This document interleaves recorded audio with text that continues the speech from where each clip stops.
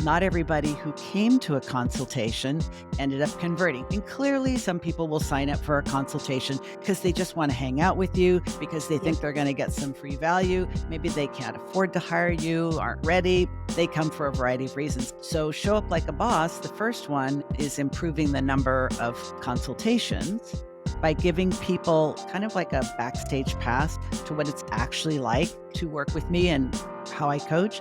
And then work with me is for the specific purpose of increasing the conversions from the free consultation. Welcome, everybody, to another case study episode of Launch Your Private Podcast. Today, we have Diann Wingert on. Super excited for you guys to hear how she's using private podcasts in her business. And she is a fabulous Hello Audio user. I actually went on her podcast. So maybe she could share a little bit about her business, her podcast, her revenue streams, and then we'll dive into how she's using Hello Audio. Love it. Well, thank you for having me. And yes, as mentioned, I am the host of a podcast. It's called The Driven Woman Entrepreneur.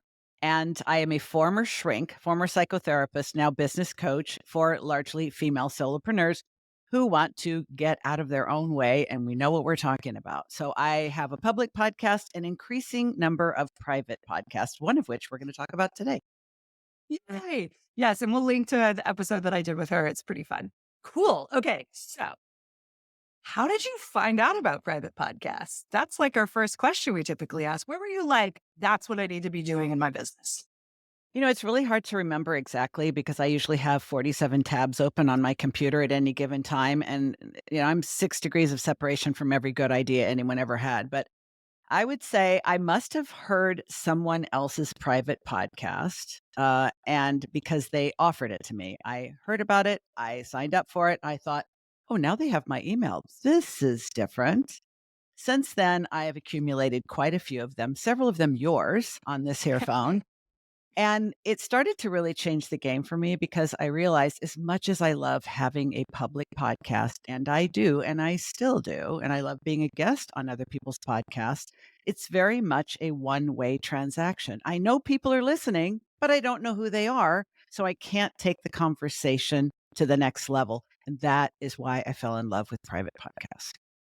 I love it. I love how you said it like that. It's true. It's unless they reach out to you, which is like the best feeling ever as a Yes. podcaster. When someone says that email or that DM, it's like, oh, I'm doing this for a reason. But that person has to take that action, right? And there's probably, 10, 20, 30, 100 more people that are just like that never send that message. And man, wouldn't it be cool if we could get those every day? And unfortunately don't. Not every day. Awesome. So, okay. So you were just kind of part of the private podcast zeitgeist. And you're like, this is cool. And plus you're a podcaster. You're like, Yes. audio is like everything. Perfect.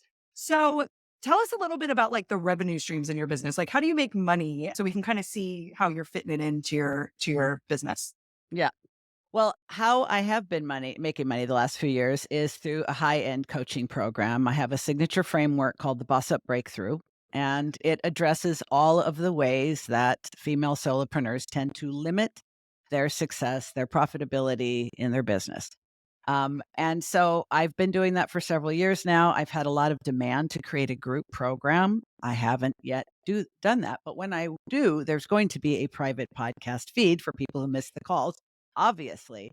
But what's been fascinating is I was a guest on other people's podcasts for a couple of years before I decided to launch my own. And there's a very cringeworthy story that I will share on another time about the fact that it took me 2 years to finally launch the public podcast. But my revenue stream has been for the last 5 years like this. Someone hears me as a guest on a podcast they follow.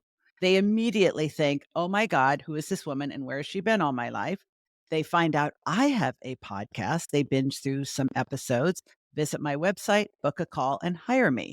And it has been such a faithful and reproducible way of lead gen and sales that I really haven't had to do a lot of the other stuff that people get caught up in doing, such as social media. I share my podcast on the social media, but I don't have to create a ton of content apart from that. It comes directly from the podcast. Ooh, that's good. Okay, so with that business model, knowing that's been working, where did you start to introduce private podcasts into the model? And I'm curious why you did it. So, like, where and why? I love that you're a curious person because that Yes. means you get to the good stuff when you interview people. So the one we're going to talk about mostly today is called Work With Me, and we'll talk about why I created it and what it's doing for me. The first one I created was called Show Up Like a Boss because the Boss Up Breakthrough is my signature framework. And I realized there was a gap because people were clearly listening. Some of them were booking a consultation and hiring me, but some of them were failing to complete that cycle. So I thought, Mhm. okay, they're listening, they're liking, maybe they're loving, maybe they're obsessed, but they're not going all the way through. So I started looking at the different points and where they might be getting stuck in the journey or scared. And what I realized is that just hearing me on a podcast, hearing me interviewed, hearing me on my own podcast, they weren't able to imagine what it would be like to actually work with me. Mm. Yep. And there's plenty of scammy coaches out there. Plenty of people have been burned. And so they're a little bit less trusting when they start looking for someone else. And some of them never hire a coach again. So I thought, how can I bridge the gap? So what I did for the first private podcast was to take clips of 10 different coaching calls with 10 different clients. And because I still have the same confidentiality standards I had when I was a psychotherapist, you don't hear the client, you only hear me. So what I set up in the show notes was here was the problem the client was having. Here was how I addressed it. And if you have this problem in your business, here are the first steps you might take to resolve it. So there were 10 clips of me coaching someone on a specific problem. I noticed that more people were signing up for consults after that. So I think it was closing the gap. However, not everybody who came to a consultation ended up converting. And clearly, some people will sign up for a consultation because they just want to hang out with you, because they Yep. think they're going to get some free value. Maybe they can't afford to hire you, aren't ready. They come for a variety of reasons. But I wanted to improve my conversion rate from the consultation calls. So, Show Up Like a Boss, the first one is improving the number of consultations by giving people kind of like a backstage pass to what it's actually like to work with me and how I coach.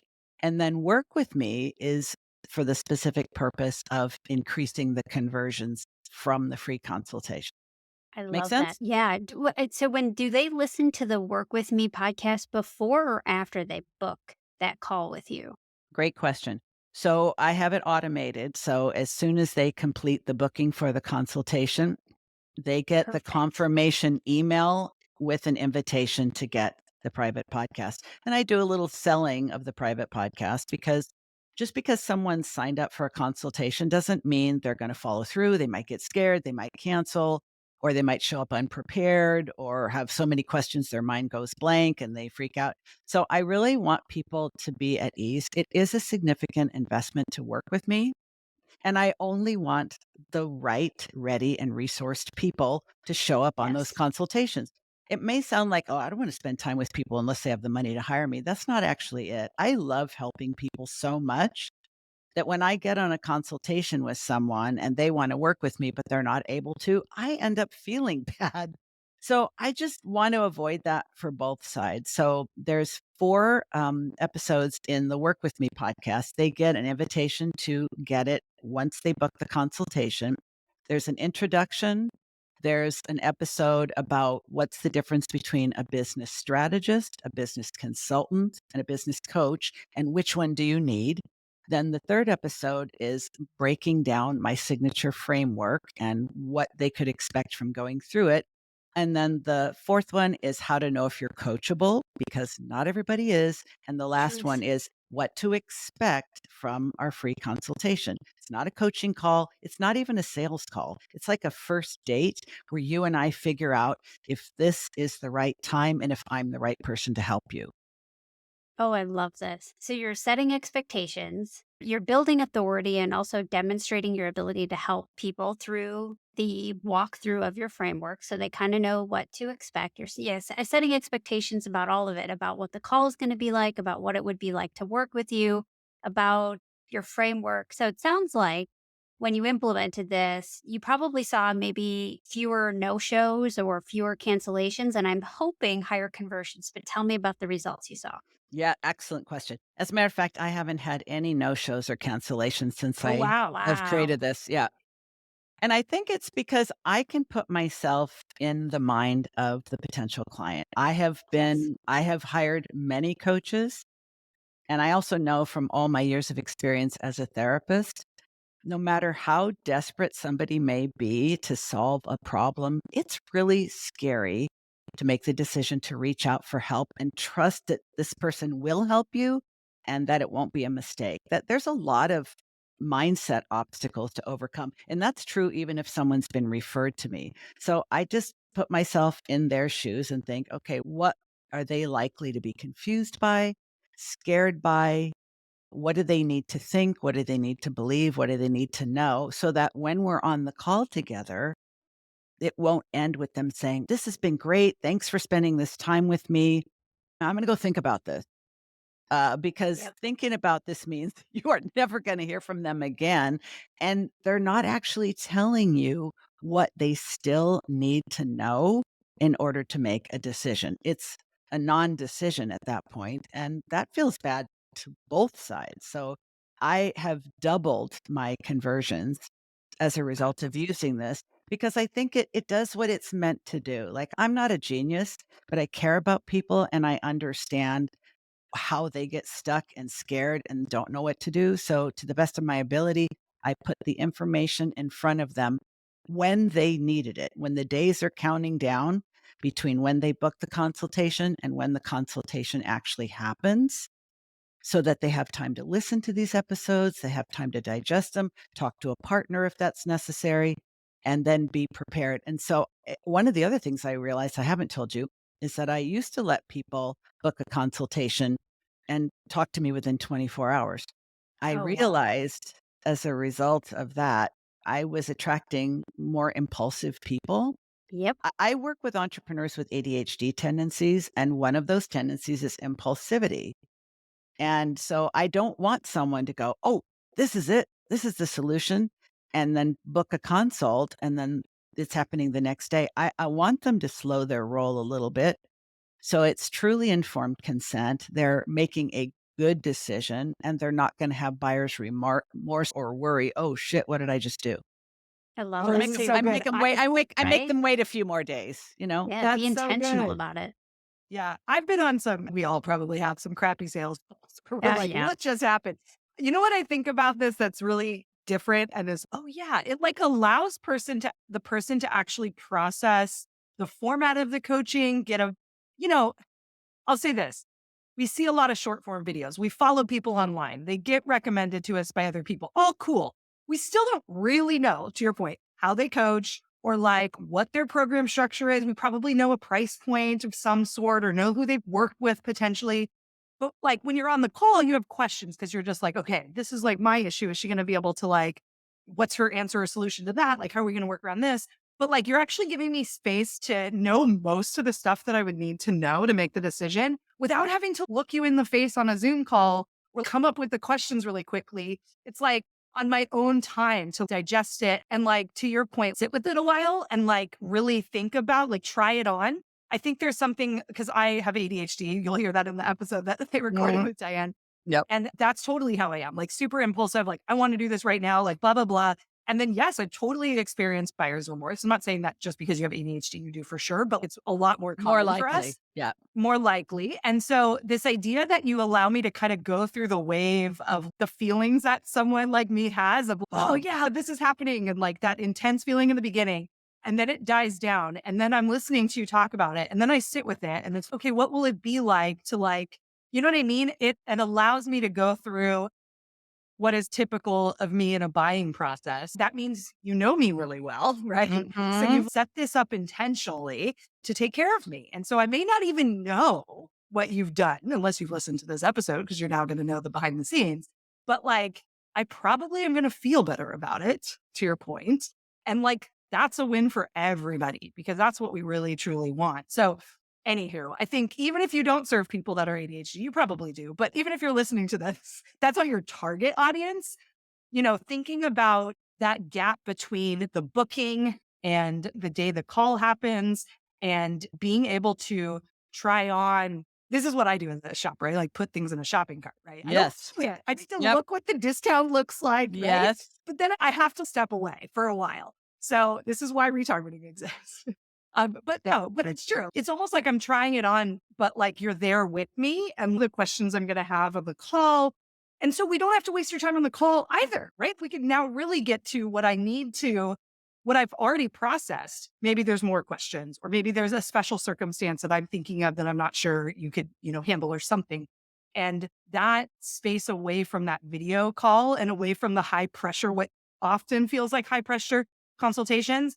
I love that you're prepping people and saying, this is what it's going to look like. It's not a sales call. There's a lot of people that maybe in an email sequence get that. But I don't hear you saying it. I don't hear the psychotherapist that I want to hire who's solved a bunch of women, are helping a bunch of women. I want to know how she sees it, right? From her words and from her emotion, right? And her storytelling and that kind of thing. I think that's such a cool way to increase conversions that I don't think we've really thought about. I know we've thought about the process of high ticket and one-on-one coaches, and a lot of times it's more like selling it on the front end, which was your first podcast. But that conversion piece, making people feel more comfortable about taking the next step. I mean, that's huge. Well, I really appreciate all this feedback, especially as a fellow female entrepreneur with ADHD. Like, you are as close to an ideal client for me as there is. And hearing your feedback about the thoughtfulness that I put into this, because I like to tell my clients, listen, you're ADHD, I'm ADHD, but I have a little more tread on my tires. I've been this way a little bit longer than you have. I have made every mistake that can possibly be made and learned from them. And I'd like to think I Mhm. could save you some of the, angst of having to make all those mistakes yourself. Like, slow your roll. This doesn't have to happen right away. And if the outcome of the consultation is that we both realize that I am the right person, but this isn't the right time, I'll be here when you're ready. That's still a good outcome for me. I don't want people Mhm. to rush into hiring me, be stressed out that they did, and then show up for the first call going, oh, geez, here I go again, impulsively making a decision, possibly wasting money. I'm not going to feel good about this. To the best of my ability, I wanted to eliminate that outcome while increasing the conversions because, of course, I don't like wasting my time either. Yeah. And you're probably getting clients that are more ready to Mhm. participate in their own success. See, Nora is such a good listener. You hear like the music between the words. It's And I, absolutely true. Now, the conversions are better. People feel more relaxed on those calls. Mhm. They're more prepared to ask the right questions, most of which I've already addressed. So then it can really be about, how do I feel interacting with this person? Do I trust her? Do I respect her? Does she get me? And do I have the feeling that this is the right time for me to be helped by this person? I don't want it to feel like a ginormous risk. I don't want it to feel scary. I want it to feel like, hell yeah, let's get going. And if it doesn't, it's a no for me.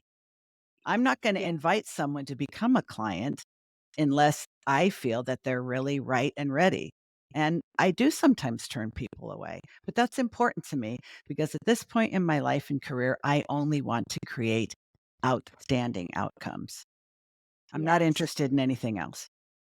I love that. Yeah, it's so important. I think the other thing that is so important, and if you are listening to this and you do one-on-one coaching or consulting, or or service provider one-on-one, when you have these calls, whatever your call is structured like, and I'm sure when people show up to these calls without that pre-frame, without having experienced, understanding the expectations that you've set and understanding your framework, there is this anxiety, this layer of anxiety that is actually, it prevents them from absorbing everything, all the goodness that you just talked about on that call. And so if we can alleviate and remove that pressure or that anxiety, whatever you want to, call that, all of a sudden now they're just more dialed in and they're more tuned in just by taking that piece off of the table. And it makes a huge difference in the quality, I assume, of that conversation. And Mm. also, as you've said, the outcomes as well, which is awesome.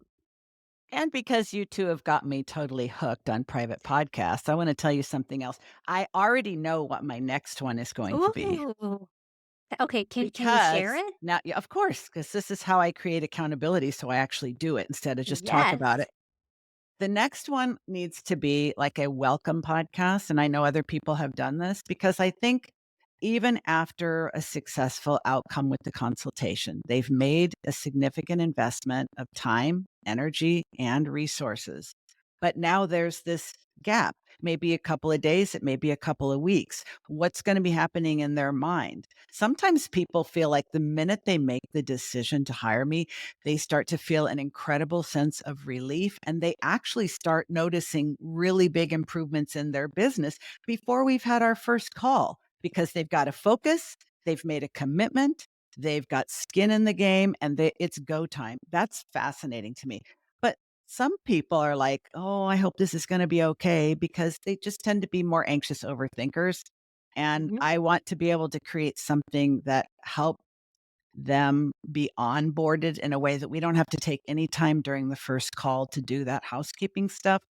I'm allowing the private podcast to onboard them in the background before we meet for the first call so that they're getting value from the very first call. And we're not talking about stuff that I could communicate to them through the private podcast.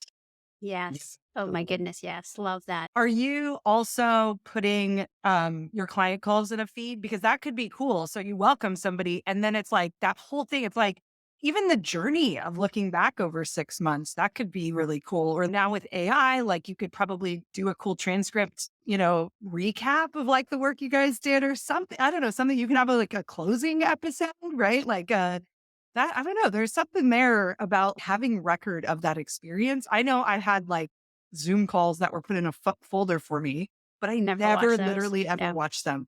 And it would be like, that could be cool to go back and look at Lindsay in 2017, but it's probably somewhere, but I have no idea. But if it was on my podcast, like app, I might actually look at it. You know that you are literally dragging me, not exactly kicking and screaming every step of the way, but just maybe not dragging me, maybe seducing me one private podcast at a time because How is that one one funnel away? You're one private yeah, podcast away. exactly.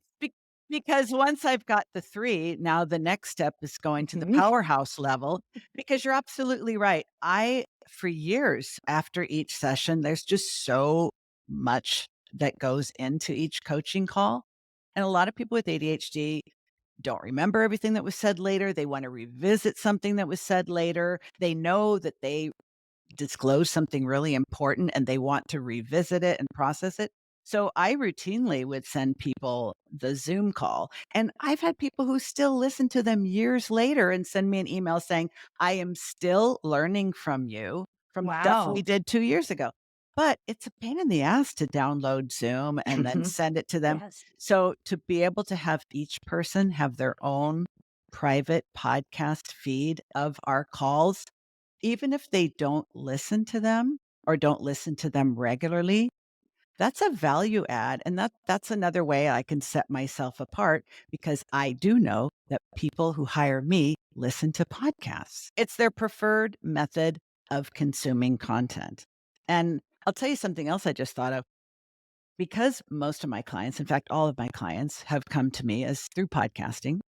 A lot of them think, well, I'm asking you to help me with my business, but I really think I should have a podcast. Mm. Like, Yeah, let me ask an expert. Oh, Yeah, yeah. yeah, totally. pump the brakes, like hold the phone now, just a second.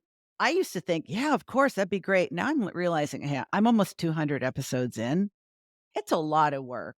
It's a heavy lift.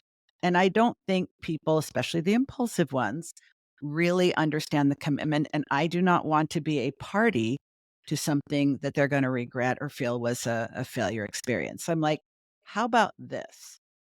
How about I help you decide what kind of private podcast you want, time limited, specific, strategic. You get their emails. You'll actually be able to tell if they're listening, what pace they're listening, and give them a little gentle, friendly nudge. Hey, I see you didn't finish this, and I want to make sure you get to the next one because that's where blah blah blah. It's like you're having a two-way relationship with people.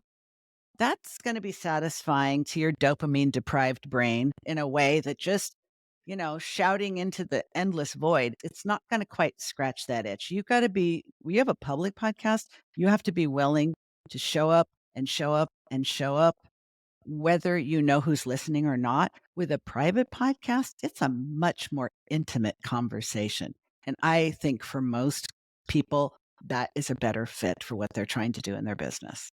Yeah, Yeah. especially from a like audience growth perspective or list growth, as you brought up, like email addresses. It's like launching a public podcast is a lot easier when you already have some people around you too. Like, because then you do see those numbers go up. And I know sometimes people want to make that one of the first moves that they do in business because they don't like social media or something like that. Right. There's some nuances to it, but I think you're right. I think from a business perspective, from a grow your revenue perspective, the better move is something like that. And setting up something like you've set up, something that helps your main revenue stream, right? Like helps people move through. That's way more like important to the bottom line of your business than grabbing a bunch of downloads every month and not even really being able to talk to them, right?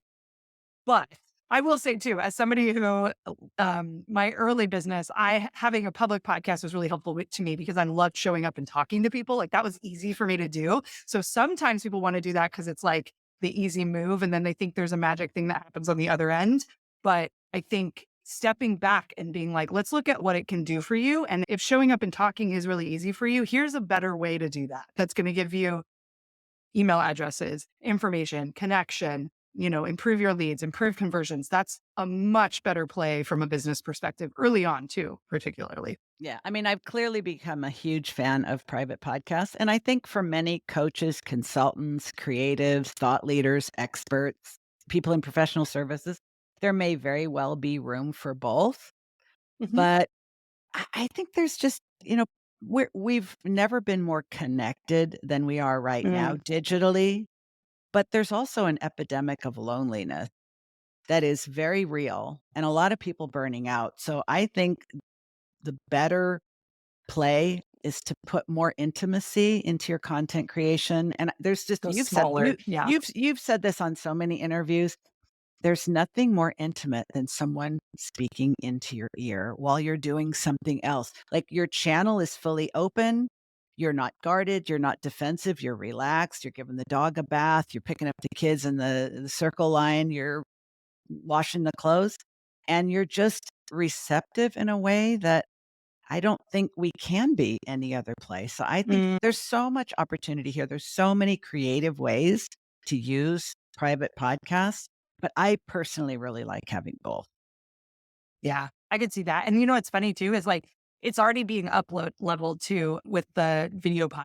Now people don't want to even just start a podcast. Now they're like, wait, does it have to be video? And it's like, oh my gosh, you add that layer, this is like next level. And not only are we looking at, you're a huge Joe Rogan or these people that have these sets and people fly out to them. Like that's what you're looking at video podcasting, you guys. That Yeah. is Get real. quite the production. Get real about like where you are, where they are, how long they've been doing this, like what their moves are for audience growth. It makes sense that they're doing it. I'm not surprised. It looks great and all of the things. Back to your point, there's still nothing like, even though they have the set and the light and the whatever, wind that back a bit. There's still a bunch of people listening in their car, not watching them.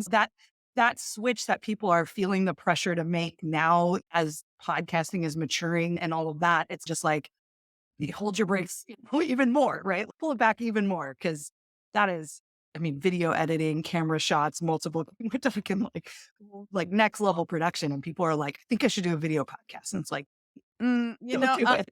entrepreneurs have too many ideas, Mm. and we have to respect the fact that none of us really, unless we have a huge ass team or the resources to outsource everything. Which We all ha those people do, by the way. Of course. Any of those people that are not like doing it by themselves. You better believe it. But for the rest of us humans, we're going to bump up against capacity issues. And if you can't do it well and sustainably, you might want to rethink doing it at all.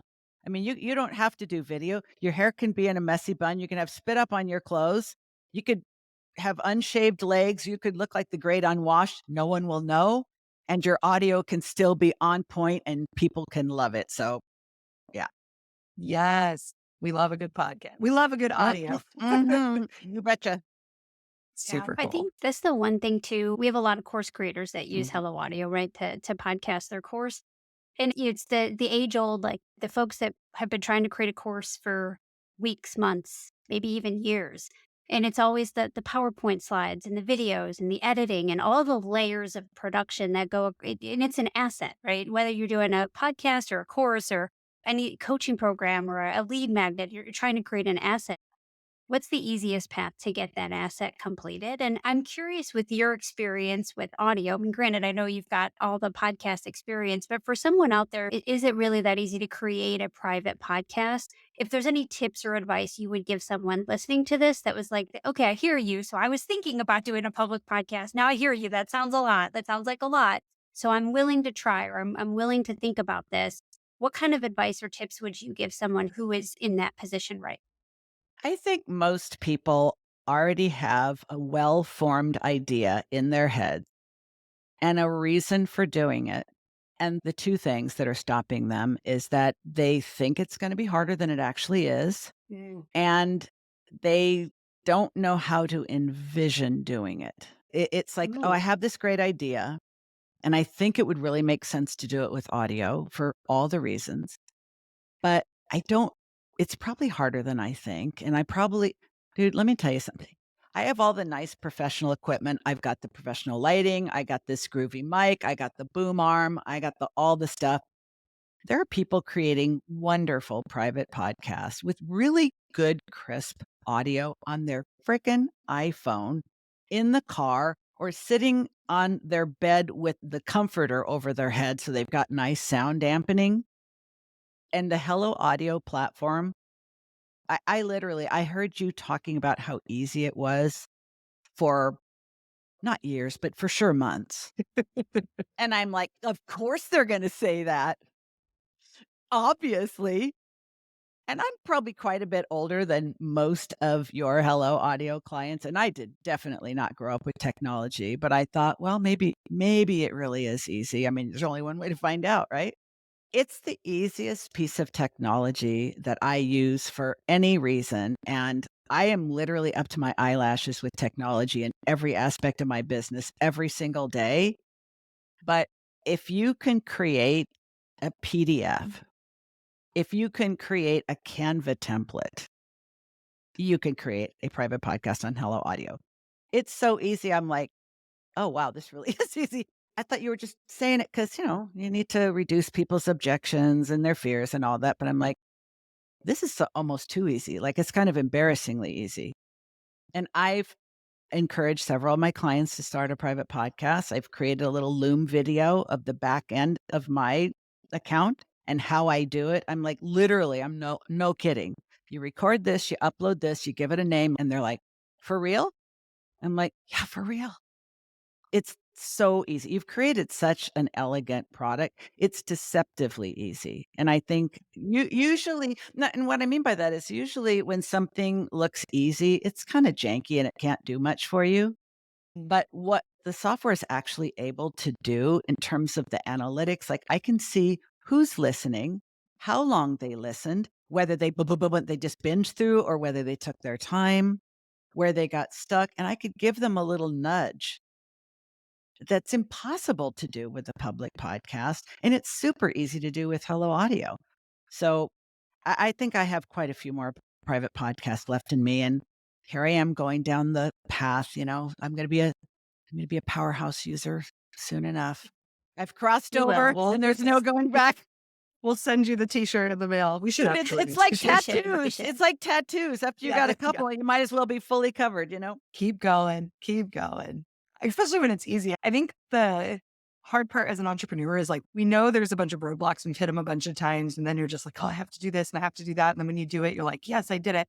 And then you're like, wait, it's that easy? I guess it's going to be out there that fast? Oh, gosh. Like there's that moment too of Yes. being out there where you're like, oh, shit, like it's happening. Oh, shit. I've been holding myself back this whole time and it's really that easy. So there's also that mindset stuff coming in too. Oh, no. People are going to listen to this like now if I wanted to. But I think, we all have to sort of hit the sweet spot Mm. between just impulsively jumping in and thinking, "Oh, well, if it's really that easy, I'll just throw something together," and overthinking it to the point where you don't take Exactly. action at all. I see Totally. those as 2 extreme ends of the same continuum. You're either jumping in without a plan, just kinda half-assed, you don't really know what you're doing, on impulse, somebody told you you should have one, and so you just did it, Yeah. And then you're like, or why isn't it working? yeah, exactly, or you Yeah. overthink it to the point where it's overcomplicated, you're perfectionistic tendencies are taking the wheel, and it isn't even going to be that good because you squash your creativity when you Mhm. burden it with all that. So it's like, okay, have a plan, have a basic plan, decide what your minimum metrics are, like what would make this worthwhile. And guess what? If it sucks, take it down and do another one. Totally. Replace the audio. Yeah. Yeah, Yeah, totally. it's not like a course where you spend months building the thing Mm. out and then nobody buys it. Like you could treat it as it's probably some of the best advice for anyone looking at any new project in an entrepreneurial business. Treat it as an experiment, see what would make it fun, decide what is an acceptable outcome, and then do it. And if it doesn't turn out the way you thought, take it down and try something else. It's really easy to do that. The sunk cost isn't as big Yeah, for sure. yeah. Yeah. True. Yes, Yes. Yeah. absolutely. And you know what's cool? I think for at least for me, I know it's not everyone, it's definitely not Nora. I have to talk things out before I like as I'm processing. So you could even record your framework and chill on it a little bit, listen back and be like, oh, actually, that's not what I like. You have a conversation literally with yourself. So there is something for me in the talking out experience that is very different than writing, for example. And even when I record videos, I'm like, I'm just going to do this in one shot. Most of the time I do. But if I probably went back, it's probably not good. And I actually think of stuff as I'm saying it, right? So I think there's something really powerful in speaking what you need to say. And then it doesn't mean you have to put it out there. There's also the like, whatever that's called, like the therapeutic part of that or the process involved in doing that, that I think can be really powerful too. No, I'm Yeah. a verbal processor. You are clearly a verbal processor. I figure out what I think and feel about something by talking it out. And then Mhm. I'm like, oh, Mhm. is that my opinion on the matter? So does it, but how did that come from? Wouldn't Lord it, knows with all the meetings with me. wouldn't It's it like be totally cool? time. Yeah, but what you're saying is almost create a podcast, a private podcast for your conversations with yourself. Well, we haven't had anyone do that yet. That's No, a listen good up. one. Like how many times you're like, okay, I know I need to solve this creative problem. I know I need to create this thing, but I keep swirling around. I don't really know what I want to do. Get your hiking gear on, get that dog saddled up for a long walk, get yourself out in nature and just talk it out. It doesn't matter if it's a winding road. It doesn't matter if it's a meandering story. It doesn't matter if you go off on a zillion tangents because we know you will. But if you capture it and put it in a private podcast feed, the next time you go for a hike, you listen to it, Mhm. you're going to have different thoughts and different observations about what you're struggling with, and then you can create the next episode. Like a private Totally. podcast for yourself with yourself, next level. I love that. Next level. I've had one Yeah. for myself of like other content and stuff, but I've never been like one for my, like, yeah, my poor husband Hmm. has to deal with It sounds a bit indulgent, but yeah, but we can make a case for it, right? I got it. Yeah, And for for those sure. of you that struggle with that, so if you're not a verbal processor, I found so the one way I trick myself into doing this, if this isn't you, is that I just prompt myself with questions, or I have a friend prompt me with questions and then I answer them. So Mm, that is something that you can do if that's not a natural thing for you and you're more of an internal processor. It's just a little trick I've learned to get myself to talk it mm, out, which is helpful. mm. Love that. Cool. All right, Dan, this has been really fun, as we knew it would be. Right? We're going to round it out with asking you the question we ask everyone, which is if you had a private podcast about your life's ramblings, what would it be called? Winging it. Ooh, I like it. Of Yeah, course. because Cute. I didn't find out about my ADHD until after I'd passed it on to 3 kids from 2 different marriages, and I still didn't figure out that I was the common denominator. But up until then, I really just figured things out by just winging it, and it also happens to be related to my last name, so call me Oh, corny, but yeah. I'm Perfect. sticking with it. I'd be winging it. That's cute. I wouldn't have put that together. That's cute. That is really cute. This has been really fun. I feel like we got some coaching from Diann. If you guys picked up, Definitely. there's You're definitely welcome. some magic. Yeah, you're welcome, everybody. There's some nuggets in there. Definitely, if you're a coach, a one-on-one service provider, high ticket sales, and all of that, like this funnel was pretty good. She's piecing together some of the other episodes we've had. So this is a pretty good one. So we're so glad that you came in. Keep us posted. I'm going to send, bells will chime when you sign up for Powerhouse over here at Hello Audio. We'll have a private podcast party. Whee! Yeah, exactly. Anywho, keep us posted on all your podcasts that you launch. And we would love to have you back on sometime in the future. You got it. Awesome. And there you have it, audio heads. Another episode of Launch a Private Podcast is in the books. I hope you're leaving today feeling even more ready to amplify your voice and connect with your audience in meaningful ways. The adventure continues in our next episode with even more insights, strategies, and inspiration to help you along your own private podcasting journey.